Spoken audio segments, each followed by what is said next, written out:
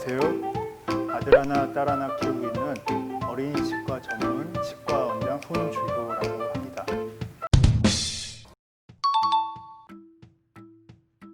평균적으로 첫니가 6개월에서 10개월 사이에 아래 앞니 첫 번째 이부터 나기 시작하는데 그 다음에 옆에 앞니가 나고 그 다음에 위에 앞니가 나고 위에 옆니가 나고 이런 식으로 이가 나는 순서가 일반적인 경우고 보통 12개월 전후로 해가지고 위에 앞니 4개, 아래 앞니 4개 이렇게 완성이 되는 게 일반적이라고 해요. 그 다음에 이제 14개월에서 18개월 무렵이 되면 이제 송곳니를 건너뛰고 첫 번째 어금니가 나오기 시작하는데 이때 엄마들이 송곳니가 안 나오는 것 때문에 놀라가지고 치과에 오는 경우들이 가끔 있는데 너무 놀랄 필요는 없고 정 궁금하면 걱정이 되면 치과에 가서 엑스레이를 한번 찍어본다든지 하면은 확인이 되는 거고 일반적으로는 송곳니는 늦게 나오는 거니까 그냥 그렇게 알고 있으면 될 것 같고 그 다음에 25개월에서 36개월 세 돌 무렵까지 나머지 이들이 이제 나오게 되기 때문에 순차적으로 이 나오는 거를 지켜보든지 아니면 치과에 가서 우리 아이가 잘 나오는지 검진을 한번 받아보는 게 좋을 것 같고 대개 일반적으로 이가 빨리 나오는 거는 별로 큰 문제가 되는 건 없는데 이가 늦게 나와서 엄마들이 걱정을 하는 경우들이 좀 있어서 치과에 오는 경우들이 좀 있어. 근데 걱정할 필요는 없고 아이들마다 시기들이 조금씩은 차이가 있고 다를 수가 있기 때문에 평균적인 이 나오는 시기가 그렇다는 것 뿐이고 우리 아이가 이가 늦게 나오더라도 차이가 좀 있을 뿐이지 걱정은 안 해도 될 것 같아요.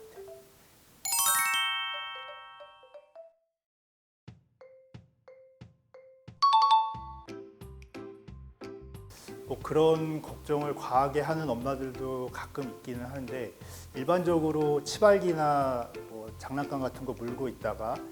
아이 이빨이 빠지거나 상하거나 이랬다는 경우를 들어본 적은 치과에서 거의 없기 때문에 그건 걱정할 필요는 없을 것 같고 대개 아이들 이가 빠지는 경우는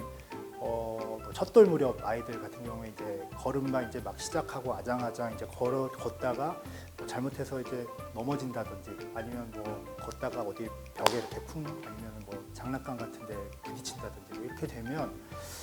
이가 빠질 수는 있기는 해. 근데 대개 이제 문제는 그 이가 첫돌 무렵 아이들 같은 경우는 이가 나온 지 얼마 안 됐기 때문에 뿌리가 아직 덜 성장이 된 경우들이 많기 때문에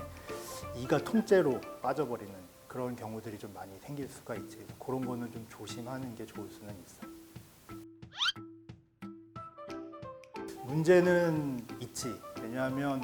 영구치가 나오는 시기와 그다음에 이제 영구치가 나오는 시기가 그 유치가 이제 빠지는 시기랑 이제 비슷하게 빠지면서 영구치가 올라와야 되는데 유치만 너무 일찍 빠져버리고 영구치는 자기가 나와야 되는 시기에 나와야 되는데 그러지 못하기 때문에 그 차이가 있는 시간 동안에 이가 빠지게 되면 비어 있는 채로 있게 돼서 그 주변에 있는 이들이 그쪽으로 쏠려버려서 나중에 영구치가 올라올 때 자리가 좁아진다든지 막힌다든지 하는 문제가 될 수가 있기 때문에 그런 건 문제가 좀 될 수가 있어요.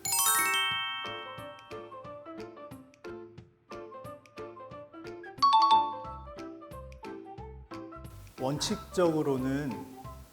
구강 관리, 그러니까 양치질을 해주라고 얘기는 해. 근데 현실적으로는 나도 마찬가지로 애를 둘을 키워봤지만 그 양치질을 해주는 게 현실적으로는 어려운 게 사실이야. 그래서 더군다나 이제 이빨이 없는 경우에는 이도 없는데 양치질 해봐야 무슨 효과가 있을까라고 의문 갖는 경우들이 있는데 보통 그 눈에 보이지는 않지만 이가 없어도 우리 입안에는 이제 세균들이 좀 번식을 하고 있기 때문에 그런 세균들로 인해 가지고 충치가 생길 가능성이 있기 때문에 좀 미리미리 양치하는 습관을 좀 들여주는 게 제일 중요하고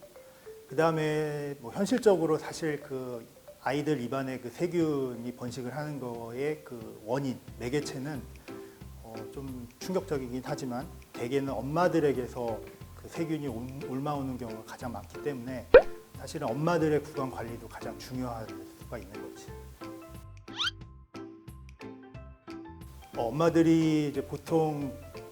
시기를 좀 나눠가지고 양치하는 방법을 생각해주면 더 좋을 것 같기는 하거든. 보통 이제 첫돌 이전, 첫돌 무렵 정도는 아까 얘기한 대로 앞니 정도만 이가 나와 있기 때문에 보통 시중에서 뭐 파는 뭐 구강 티슈나 아니면 뭐 집에서 쓰는 가제 수건 뭐 이런 거를 깨끗한 물로 적셔가지고 이제 앞니 같은 경우는 이렇게 빡빡빡빡 문질러서 앞면하고 뒷면을 이렇게 좀 닦아주는 게 가장 좋을 것 같고, 그다음에 칫솔을 쓰느냐 이런 문제 질문을 좀 하는 경우들이 많은데, 보통 앞니만 있는 경우에는 뭐 칫솔은 굳이 꼭 그렇게 쓰지는 않아도 상관은 없는 것 같아.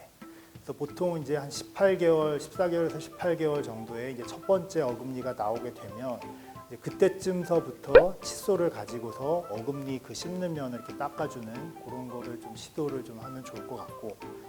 어금니가 좀 깊이 있기 때문에 엄마들이 이제 칫솔을 넣어가지고 깊이 닦을 때 아이들 입이 작기 때문에 좀 잘 닦기 어려워하는 경우들이 좀 많이 있는데, 이제 그런 경우에 조금 좀 더 조심을 해가지고 주의를 해서 좀 깊숙이 넣어가지고 좀 닦아주면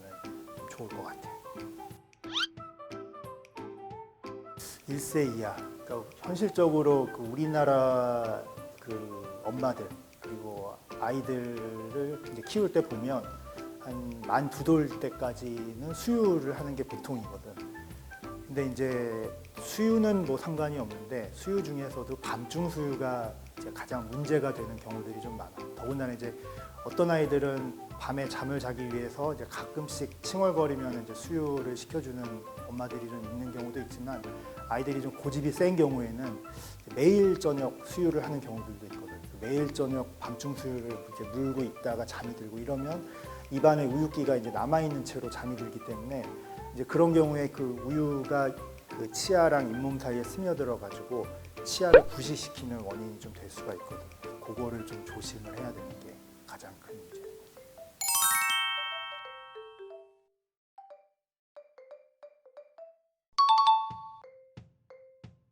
예전에는 할머니들이 뭐 어차피 빠질인데 뭐 충치 좀 생기면 어때? 뭐 치료 안 해도 괜찮아. 이런 식으로 얘기하는 경우들이 좀 많이 있었는데,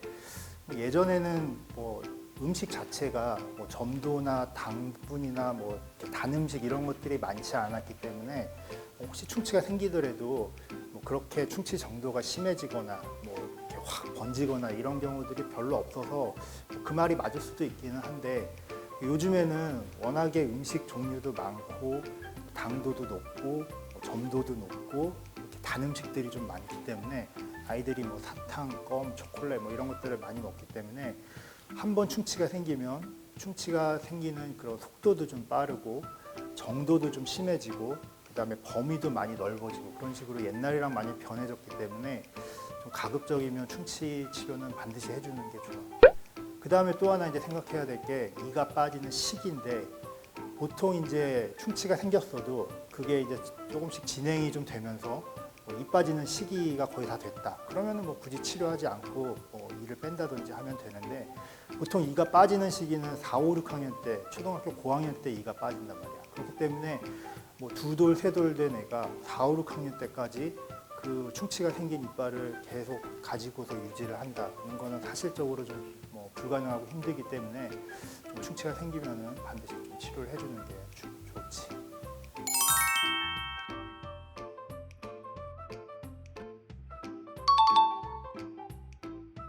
결론적으로 얘기하면은